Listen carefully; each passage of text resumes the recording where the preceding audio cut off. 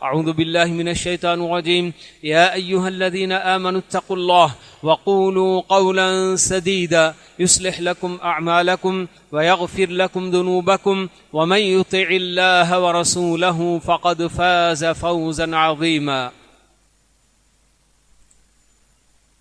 بزرگان محترم، عزیز نوجوان دوستو، بھائیوں اور قابل احترام اسلامی ماؤں اور بہنوں، آج میں آپ لوگوں کے سامنے ایک عظیم عمل کے بارے میں بتانے کی کوشش کروں گا کہ ایسا عمل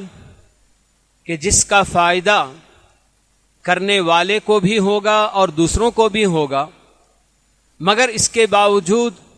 اس عظیم عمل کے انجام دینے میں ہم لوگ کوتاہی کرتے ہیں،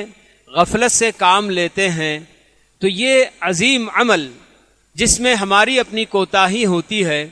وہ ہے غائبانہ دعا کرنا ایک مسلمان کے حق میں۔ دعا اپنی جگہ پر بہت عظیم عبادت ہے، اور آدمی اپنی جگہ پر اپنے لیے بھی دعا کرتا ہے، لیکن دوسروں کی دعاؤں کا بھی وہ قدم قدم پر محتاج ہوتا ہے۔ اسی لیے ہماری اپنی شریعت میں ہم کو دوسروں کے لیے بھی دعا دینے پر ابھارا گیا، ترغیب دلائی گئی۔ پیارے نبی صلی اللہ علیہ وسلم کی ایک حدیث، امام مسلم رحمہ اللہ نے اس حدیث کو اپنی کتاب میں بیان کیا ہے۔ آپ فرماتے ہیں کہ ایک مسلمان بھائی کی دعا اپنے بھائی کے حق میں، ایک مسلمان کی دعا اس کے اپنے مسلمان بھائی کے حق میں جب وہ غائبانہ دعا کرتا ہے تو اللہ تعالیٰ ضرور اس کو قبول کرتے ہیں۔ تو یہ پیارے نبی صلی اللہ علیہ وسلم ہمیں خبر دے رہے ہیں۔ آپ نے بتایا کہ مزید یہ بھی بات ہے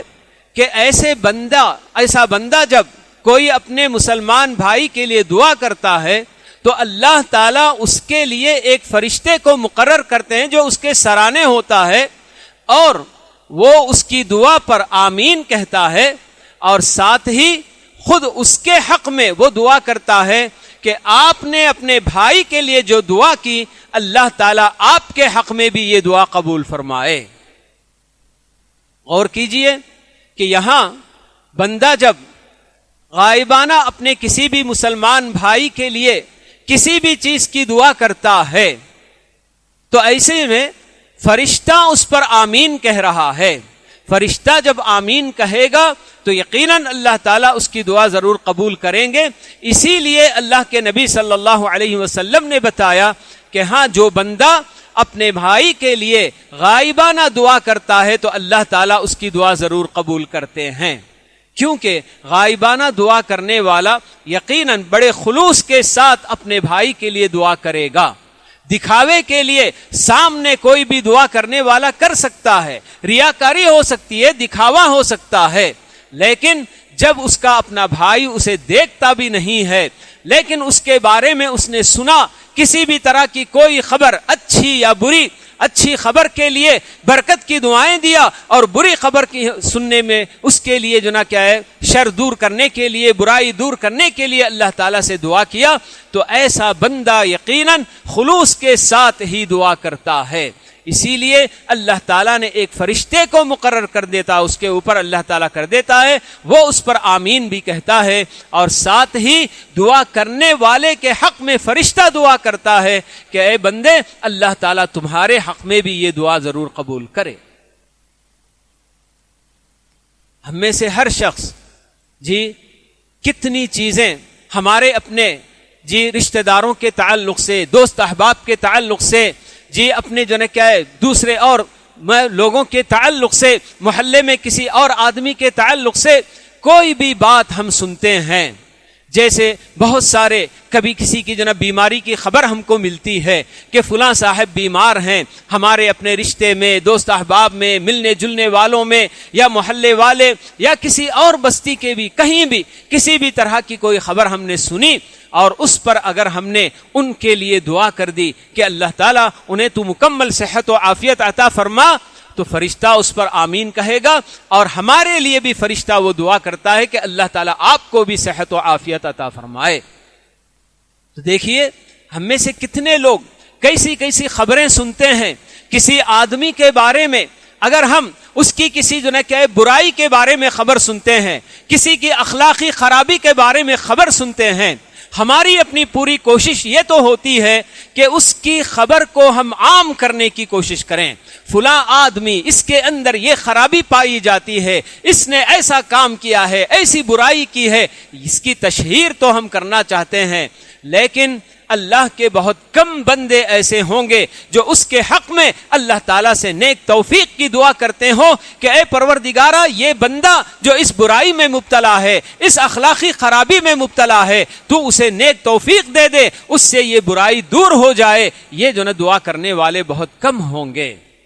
کسی کی اولاد کے بارے میں خبریں سنتے ہیں کہ وہ بندہ بالکل راستے سے بھٹک گیا ہے، برے راستے پر چل پڑا ہے۔ کسی کی بچی کے بارے میں ہم نے خبر سنی، اگر ہم نے وہاں اگر خلوص دل کے ساتھ ان کے حق میں اگر ہم نے دعا کر دی تو یقین مانیے کہ یہ دعا ہماری دی ہوئی ان کے بچوں کے حق میں فرشتے کی زبانی ہمارے اپنے بچوں کے حق میں قبول ہوگی انشاءاللہ۔ کیا ہم ہمارے اپنے بچوں کی حفاظت کے محتاج نہیں ہیں؟ یقیناً ہم میں سے ہر شخص پر اپنی اولاد کی بہت بڑی ذمہ داری اللہ تعالیٰ نے ڈالی ہے۔ انہیں ہر طرح کے فکری انحراف سے، عقیدے کے انحراف سے، بگاڑ سے، اخلاقی بگاڑ سے بچائے رکھنا ہماری اپنی ذمہ داری ہے۔ جب ہم کسی اور کی اولاد کے بارے میں ہمارے اپنے کانوں سے بات ٹکرائی اور ہم اس بات کو سن کر مزہ لینے کی بجائے یا اسے اور پھیلانے کی بجائے اگر ہم نے ان کے حق میں دعا کر دی تو اللہ تعالیٰ یہ جو نا ہمارے اپنے بچوں کے حق میں بھی اللہ تعالیٰ بہتری کا فیصلہ فرمائیں گے۔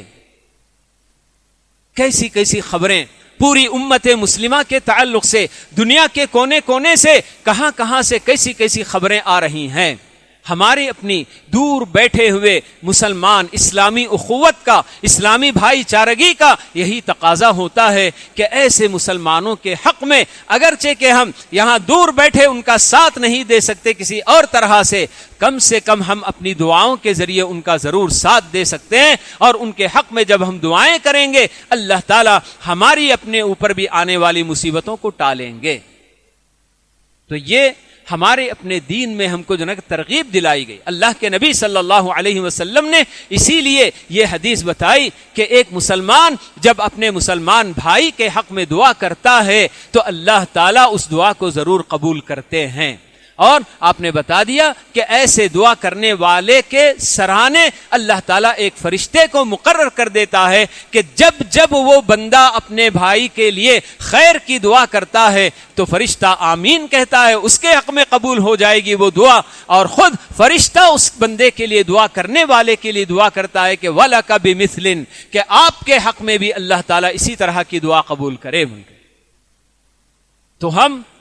اپنے طور پر جب اپنے بھائیوں کے لیے، اپنے کسی بھی رشتہ دار، اپنے ماں باپ، کسی کے لیے بہت سارے، حتیٰ کہ علماء نے یہاں تک بتایا ہے کہ بندہ جب اللہ کے نبی صلی اللہ علیہ وسلم پر درود بھیجتا ہے یہ خود بھی دعا کہ غائبانہ دعا ہوتی ہے۔ پیارے نبی صلی اللہ علیہ وسلم کے حق میں ہم جب درود پڑھتے ہیں تو کیا ہے، اللہ تعالیٰ سے ہم یہی درخواست کرتے ہیں، اے اللہ ہمارے نبی محمد صلی اللہ علیہ وسلم پر تو رحمتوں کی بارش فرما دے۔ اللہم صلی علی محمد جب ہم کہتے ہیں تو یہی بات ہے کہ اے اللہ محمد اور آل محمد پر تو رحمتوں کی بارش فرما۔ یہ دعا ہم گویا کہ غائبانہ ہم کر رہے ہیں۔ جب صحابہ کا نام ہمارے اپنی کانوں سے ٹکراتا ہے تو ان کے حق میں رضی اللہ عنہم اگر ہم نے کہہ دیا، یا کسی بھی اور صحابہ کے بعد کے علماء سلف، علماء دین، ان کا نام ہمارے اپنے کانوں سے ٹکراتا ہے، رحمت اللہ علیہ، رحمہ اللہ ہم نے کہہ دیا تو یہ ان کے حق میں دعا ہوئی جو کہ ہماری طرف سے غائبانہ ان کے حق میں دعا ہوگی۔ اور جب بھی ہم اس طرح کی بات کہیں گے تو فرشتہ ضرور اللہ تعالیٰ سے ہمارے حق میں بھی یہ دعا کرتا ہے۔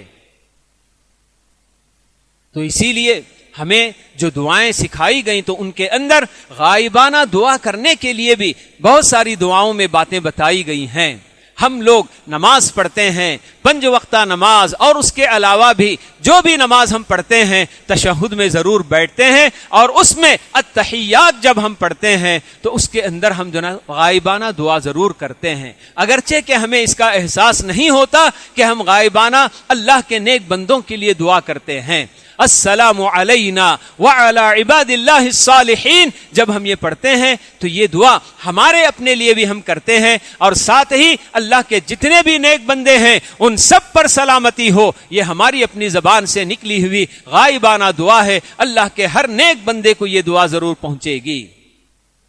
قبرستان میں جب ہم جاتے ہیں وہاں جتنے موتا عمومی اکثر لوگ اپنے اپنے موتا کے لیے دعا کرنے کے لیے جاتے ہیں، لیکن قبرستان میں داخل ہوتے ہوئے جب ہم جو ہے کہ ان کو سلام کرتے ہیں کہ السلام علیکم اہل القبور جی انتم سلفنا یغفر اللہ لنا ولکم، دعا کرتے ہیں کہ اللہ تعالی ہماری بھی مغفرت فرما دے اور آپ سب کی بھی مغفرت فرما دے۔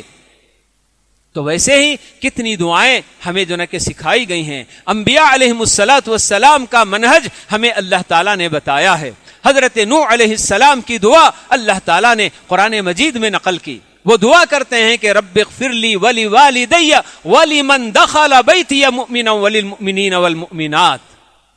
کہ اے میرے پروردگار تو میری بھی مغفرت فرما دے، میرے بھی گناہ معاف فرما دے، میرے اپنے ماں باپ کے گناہ معاف فرما دے، اور ہر وہ بندہ جو میرے اپنے گھر میں ایمان کے ساتھ داخل ہو، اور سارے مومن مرد اور ساری مومن عورتوں کے لیے تو مغفرت کا اعلان کر دے۔ یہ حضرت نوح علیہ السلام جو ان کی دعا اللہ تعالیٰ نے نقل کر کے بتایا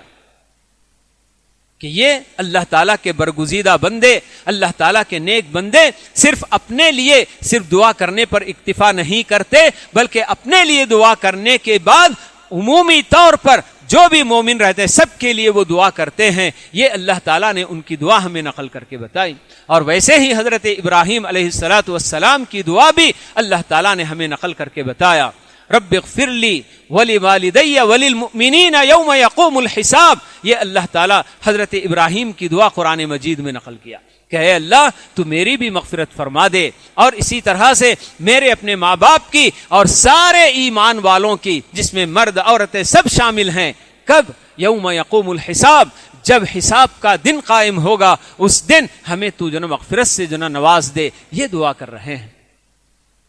اور اللہ تعالیٰ نے قرآن مجید میں آیت اتاری، والذین جاءوا من بعدهم یقولون ربنا اغفر لنا ولاخواننا الذین سبقونا بالایمان ولا تجعل فی قلوبنا غلا للذین آمنوا ربنا انک رؤوف رحیم، کہہ کر جو صحابہ بعد میں ایمان لے آنے والے تھے تو ان کے بارے میں اللہ تعالیٰ نے یہ دعا نقل کی کہ یہ لوگ والذین جاءوا من بعدهم، کہ جو صحابہ پہلے انتقال کر گئے، گزر گئے، ایمان لے آئے، تو ایسے صحابہ کے بعد آنے والے یہ دعا کرتے ہیں، والذین جاءوا من بعدهم یقولون ربنا اغفر لنا ولاخواننا الذین سبقونا بالایمان، کہ ہمارے پروردگار تو ہماری بھی مغفرت فرما دے اور ہمارے ان سارے مومن بھائیوں کی مغفرت فرما دے جو ہم سے پہلے ایمان میں سبقت لے گئے، ولا تجعل فی قلوبنا غلا للذین آمنوا۔ کتنی پیاری دعا اللہ تعالیٰ ہم کو بتا رہے ہیں کہ یہ بندے اللہ تعالیٰ سے یہی دعا کر رہے ہیں کہ ہمارے اپنے دلوں میں ایمان والوں کے لیے کوئی کینہ، کوئی کپٹ، کوئی حسد، کوئی حقد، اس طرح کی کوئی بیماری تو ہمارے اپنے دلوں میں نہ رکھ۔ وَلَا تَجْعَلْ فِي قُلُوبِنَا غِلًّا لِّلَّذِينَ آمَنُوا رَبَّنَا إِنَّكَ رَءُوفٌ رَحِيمٌ۔ تو یہ غائبانہ دعا کی شکل ہے جسے اللہ تعالیٰ نے ایمان والوں کی صفت بتا کر اللہ تعالیٰ نے پیش کیا ہے۔ تو آدمی اپنے ماں باپ کے لیے دعا کرتا ہے، اپنے بال بچوں کے لیے دعا کرتا ہے، اپنے بھائی بہنوں کے لیے، اپنے رشتہ داروں کے لیے، ہر طرح کی یہ ساری دعائیں غائبانہ دعاؤں میں ضرور شامل ہوتی ہیں۔ ہر ماں باپ جب اپنی اپنی اولاد کے لیے دعا کرتی ہے تو یقیناً خلوص کے ساتھ، ویسے بھی اللہ تعالیٰ نے ہم کو، اللہ کے نبی صلی اللہ علیہ وسلم نے ہمیں یہ بھی بتایا ہوا ہے کہ جو دعائیں اللہ تعالیٰ ضرور قبول کرتے ہیں، کبھی رد نہیں کرتے، ان میں سے ایک دعا ماں باپ کی دعا اپنی اولاد کے حق میں۔ تو اسی لیے ہر ماں باپ غور کریں، دیکھیں کہ وہ اپنی اولاد کی ذمہ داری میں کس حد تک ذمہ داری ادا کرنے کی کوشش کر رہے ہیں۔ ایک طرف سے ان پر اپنی نگاہیں خاص کر جس زمانے سے ہم گزر رہے ہیں، بچے کے ہاتھ میں وہ کھلونا جس کو ہم موبائل فون کہتے ہیں، اور اس کے اندر انٹرنیٹ کا یہ کنیکشن، اور پھر اس کے بعد پوری بلائیں، پوری مصیبتیں، پوری آفتیں اس ایک کھلونے کے اندر بالکل سمو جاتی ہیں، اور بچے کس طرح کا استعمال کرتے ہیں، کیا ان کا وقت کیسے گزرتا ہے، یہ ساری ذمہ داری ہر ماں باپ کی اپنی ہوتی ہے کہ وقتاً فوقتاً وہ اپنے بچوں کی نگرانی کرتے رہیں، دیکھتے رہیں کہ آخر یہ بچے کن چیزوں میں اور کن کاموں میں اپنا یہ وقت گزار رہے ہیں، کیونکہ بہت بڑی ذمہ داری ہے۔ خاص کر جس زمانے سے ہم گزر رہے ہیں، بڑی آسانی کے ساتھ بچے دین سے بالکل دور ہوتے ہوئے نظر آ رہے ہیں، خاص کر جو نئی نسل جو بالکل جن کے اپنی ایمان میں اگر ہم نے صحیح معنوں میں ان کی وہ ایمانی قوت کو اگر ہم نے مضبوط نہیں کیا، تو ایسی صورت میں چاہے وہ اسکول میں کہیں بھی جا کر پڑھ رہے ہوں یا کہیں اور دوست احباب وغیرہ سے ملنے جلنے والے، یہ سب ہمارے اپنے نونہالوں کے ذہنوں پر اثر انداز ہوتے ہیں، اور ان کے بگاڑنے میں بلکہ ان کو دین سے بیزار کرنے میں بھی بہت زیادہ یہ سب کام کر رہے ہیں۔ تو ہماری اپنی ذمہ داری ہے کہ ہم جہاں ہمارے اپنے بچوں کی پوری نگرانی کریں گے، تو وہیں اللہ رب العالمین سے بالکل اپنے بچوں کے لیے ضرور دعائیں کرتے رہیں، کہ ہمارے اپنے بچوں کی دعائیں جب ہم کریں گے تو یقیناً اللہ تعالیٰ ہمارے لیے بھی ہمارے حق میں ضرور قبول فرمائے گا، اور اس کی اس کا بہترین بدلہ ہم کو ضرور عطا فرمائے گا۔ تو یہ غائبانہ دعا کرنا ایک مسلمان کا اپنے دوسرے مسلمان بھائی کے حق میں کسی بھی طرح کی کوئی بھی خبر، اچھی خبر اگر ملتی ہے، کسی کی کامیابی کی خبر ملی، کسی بھی امتحان میں، یا کوئی بڑا عہدہ اس کو ملا، یا اس کی اپنی تجارت میں نفع اور منافع کی بات ہم کو معلوم ہوئی، صبح شام اس کی تجارت ترقی کر رہی ہے، یہ خبر اگر ہم کو ملی، تو ہمارے اپنے ایمان کا یہی تقاضا ہے کہ اللہ تعالیٰ سے ہم دعا کریں کہ اللہ تعالیٰ اس کی اپنی تجارت میں برکت عطا کرے، اور اسے اسلامی طریقے پر تجارت کرنے کی توفیق دے، بالکل دھوکے سے، جھوٹ سے، ہر کام سے، اس طرح کے تجارت میں جو برکت کو ختم کرنے والی چیزیں ہیں، ان طرح کے اوصاف سے اسے اللہ تعالیٰ بچائے رکھے، اور حلال طریقے سے تجارت کرنے کی توفیق دے، یہ دعائیں کرنی ہیں۔ لیکن بہرحال انسان ہے، کبھی کبھی کسی کی ترقی کو سن کر آدمی اپنے اندر حسد محسوس کرتا ہے، جلن محسوس کرتا ہے، اور اللہ تعالیٰ سے اس کے نعمتوں کی زوال کی تمنا کرتا ہے، یہ بھی ہوتا ہے۔ لیکن بہرحال اللہ تعالیٰ حفاظت کرنے والا، جس کسی کی بھی حفاظت اللہ تعالیٰ کرے تو پھر دنیا کی کوئی طاقت اس کا کوئی بال بھی بیکا نہیں کر سکتی۔ اللہ کے نبی صلی اللہ علیہ وسلم نے حضرت عبداللہ بن عباس رضی اللہ عنہما کو جب چھوٹے سے بچے تھے، ان کو پیاری سی نصیحت کی، بہت ساری باتیں آپ نے اس وقت ان کو بتائی، اس میں سے ایک بات میں آپ کے سامنے یہی بتاتا ہوں کہ انہوں نے اللہ کے نبی صلی اللہ علیہ وسلم نے عبداللہ بن عباس کو بتایا کہ اے بچے، اس بات کو اچھی طرح سے ذہن میں بٹھا لو کہ پوری دنیا کے لوگ مل کر بھی اگر تمہیں کوئی فائدہ پہنچانا چاہیں تو کوئی فائدہ نہیں پہنچا سکتے سوائے اسی فائدے کے جو اللہ تعالیٰ نے تمہارے مقدر میں لکھا ہے کہ تم کو یہ فائدہ ہونا ہے۔ اور اسی طرح سے پوری دنیا کے لوگ مل کر اگر تمہیں کوئی نقصان پہنچانا چاہیں، کوئی نقصان نہیں پہنچا سکتے سوائے اسی نقصان کے جو تمہارے اپنے مقدر میں اللہ تعالیٰ نے لکھا ہے کہ تمہیں یہ نقصان ہو کر رہے گا، اتنا ہی نقصان ہوگا۔ تو اس لیے دعا اپنی جگہ پر کہ بہت عظیم عبادت ہے، بہت عظیم عبادت۔ جی اس کو کہا گیا کہ الدعاء مخ العبادہ، تمام عبادات کا مغز ہی دعا کو قرار دیا گیا۔ کیوں؟ اس لیے کہ دعا ایسی عبادت کہ جس میں صحیح معنوں میں ایک بندہ اپنی عاجزی، اپنی انکساری اور اپنی ضرورت اللہ رب العالمین کے سامنے پیش کرتا ہے، اور یہ اعتراف کرتا ہے کہ پروردگارا میں تیرا محتاج ہوں۔ جیسے کہ اللہ تعالیٰ نے ہمیں قرآن مجید کی آیتوں میں یہ بات بتائی کہ یا ایھا الناس انتم الفقراء الی اللہ واللہ هو الغنی الحمید، کہہ کر کہ اے لوگو، سارے انسانوں کو اللہ تعالیٰ مخاطب کر کے بتا رہے ہیں کہ اے انسانوں، تم ہمیشہ اللہ تعالیٰ کے محتاج ہو۔ انتم الفقراء الی اللہ، واللہ هو الغنی الحمید، اور اللہ تعالیٰ کی ذات ہے جو سب سے بے نیاز، کسی کی اس کو کوئی ضرورت نہیں، اور وہ بالکل قابل ستائش، قابل تعریف ذات ہے۔ تو ہم قدم قدم پر اللہ تعالیٰ کے محتاج ہوتے ہیں، ہمارے اپنے پاس وسائل ہوں، ہمارے اپنے پاس اسباب ہوں، اور ہم یہ سمجھ لیں کہ ہاں میرے اپنے پاس اسباب جب ہیں تو پھر اس میں جو ہے کیا ہے کوئی رکاوٹ نہیں ہو سکتی ہے۔ نہیں، اسباب اللہ رب العالمین کی مشیت کے تابع ہوں گے۔ اللہ تعالیٰ نے اگر چاہا کہ اس سبب کے ساتھ وہ جو ہے کہ مسبب مرتب ہوگا تو تبھی ہو سکتا ہے، ورنہ اللہ تعالیٰ نے اگر کسی سبب کو آگے حکم دے دیا کہ تو جو ہے کہ یہ کام نہیں کرے گا تو وہ سبب نہیں کرے گا۔ حضرت ابراہیم علیہ السلام اپنے بیٹے کو اسماعیل کو لٹا کر ان کے اپنی گردن پر چھری رکھ کر چلا رہے ہیں، لیکن اللہ تعالیٰ نے چھری کو یہ حکم دے دیا کہ تو کاٹنا نہیں، تو وہ نہیں کاٹ سکتا۔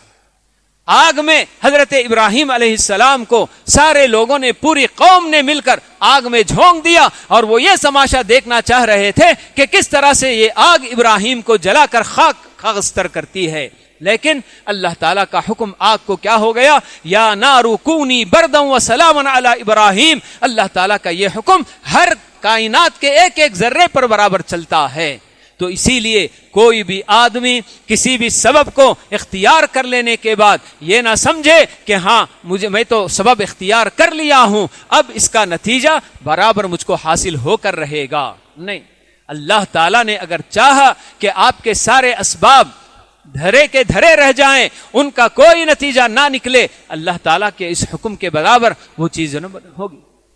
تو اس لیے ہمیں ہمیشہ اللہ رب العالمین سے دعا کرتے رہنا چاہیے۔ مخ العبادہ کہا گیا ہے، تمام عبادات کا یہ مغز ہے جی۔ اسی لیے آپ دیکھیں گے کہ سورہ فاتحہ جو کہ قرآن مجید کی پہلی سورہ ہے، اس میں بھی دعا کا ذکر ہے جی، اہدنا الصراط المستقیم، اور آخری سورہ جو سورۃ الناس ہے تو وہاں بھی آپ اللہ تعالیٰ سے اللہ دعا ہی کرتے ہیں، اعوذ برب الناس ملک الناس الہ الناس من شر الوسواس الخناس، یہ جو نا بالکل دعا ہی۔ تو قرآن مجید کی ابتدا بھی دعا ہے اور انتہا بھی دعا ہے، تو یہ اس لیے کہ اس دعا کی اہمیت بتانا ہم کو جو نا مقصود ہے۔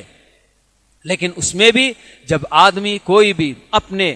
بھائی کے لیے، اپنے کسی بھی جو ہے کہ آدمی کے لیے، مسلمان کے لیے غائبانہ جب دعائیں کرتا ہے تو اس دعا کا فائدہ اس کو بھی ہوگا اور خود کرنے والے کو بھی ہوگا۔ تو اس لیے اس عظیم عمل میں، اس عظیم عبادت میں ہمیں کوتاہی بالکل نہیں کرنی چاہیے۔ میں نے جیسے بتایا کہ مختلف قسم کی باتیں ہمارے اپنے کانوں سے ٹکراتی ہیں، تو کتنی باتیں جن سے ہم مزہ لیتے ہیں، اور خواہش ہماری یہ ہوتی ہے کہ ہم اس کو جو ہے کہ عام کریں اور بھی پھیلائیں، مگر اس کی جگہ پر آپ نے اگر کسی کی غلط حرکت سن کر، کسی کی جو ہے کہ بے راہ روی، کسی کی گمراہی کے بارے میں سن کر اگر آپ نے اس کے حق میں دعا کر دی تو یہ دعا آپ کے حق میں بھی اور آپ کے اپنے جو ہے کہ گھر والوں کے حق میں بھی اللہ تعالیٰ قبول فرمائے گا